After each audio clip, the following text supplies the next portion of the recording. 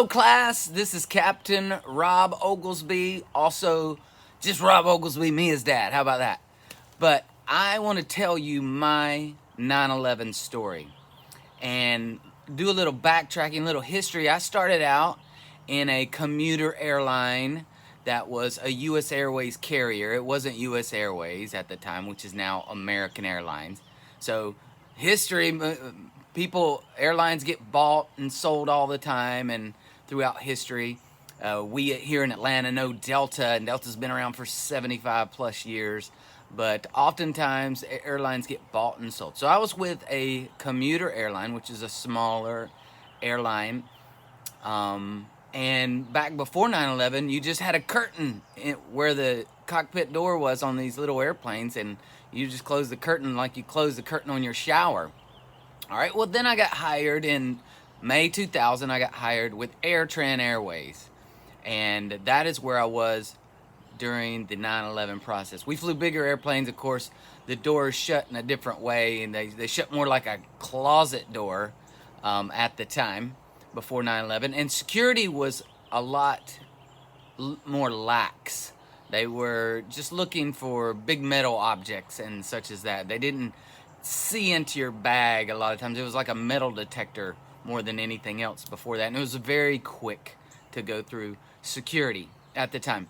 All right, the day of 9/11, September 11th, 2001, I had a little baby. I had about a 3-year-old child, and I had one that was in mommy's belly. All right, he's currently almost 20 years old now, and I was in Memphis, Tennessee that morning, early.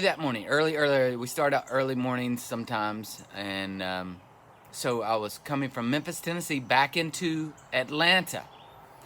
And during that ground time, we had information. Usually it's about less than an hour, 45 minutes to an hour ground time. Well, we had information that a small airplane had hit the World Trade Center.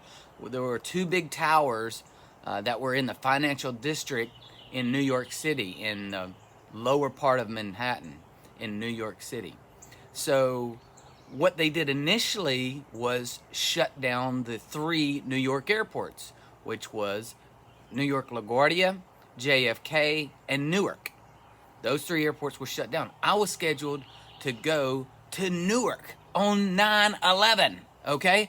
So what we did was we just hung around and we saw what was going to happen. And this was my last leg of like a 3-day trip. So I was able to go home early. I was excited about that. I wasn't unsure about, it wasn't a major thing at the time. Then, okay, so my flight's canceled. I was going to catch a flight back to Charlotte where we lived at the time. And at the time I went down to the crew room. There's a TV down there. We were watching. I saw the second airplane hit. They videotaped it, and then I knew this was something huge.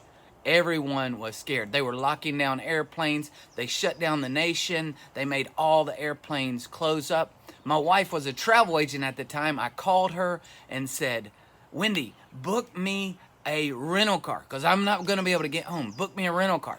So what I did was I ran to the rental car center, and I was like number 75 in line. I thought, man, they're going to run out of cars before I get a car. So I finally got into the front of the line. They had a car. And then I yelled out and waved my hands as I got my keys. I said, is anybody going towards Charlotte, Greenville? Anybody going up 85 north? And nobody took me up on it. So I got on the bus. I got my rental car. And at the time, it was like a ghost town going through Atlanta. You never see this.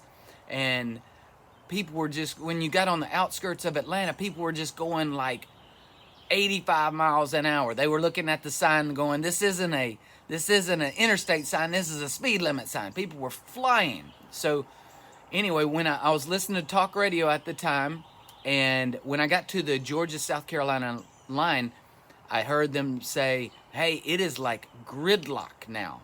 It is like gridlock in Atlanta. It is like Friday afternoon at 5 o'clock. And this was just lunchtime or so, not even. And so when I got to Charlotte, I handed off the rental car to the guys, and they said, you know what happened? Are you sure you want to do this? And I said, yes, I'm home. But I have many friends that were stuck out on the outskirts where they couldn't, because they shut down the whole nation for several days. They couldn't get back home for many, many days. I had a friend of mine stuck in Tampa for about 5 days. So a real dramatic experience, and we want to continue, even 20 years later, to remember those lives that were lost and the families that were new at the time and missing dads and missing moms, that where children had to grow up that way, not even knowing their moms and dads because of these terrorist acts. And another little side note, the flight that was leaving out of Newark, all right, we parked right beside them, the United flight. So the terrorists had to walk past the gate that I was going to park at. They had to walk past it. Remember, I was going to Newark. They walked past our gate, our AirTran gate, and got on that United flight.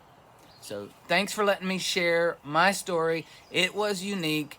It's fun to tell, even though it was a very traumatic time in the life of our country. Thanks for letting me share.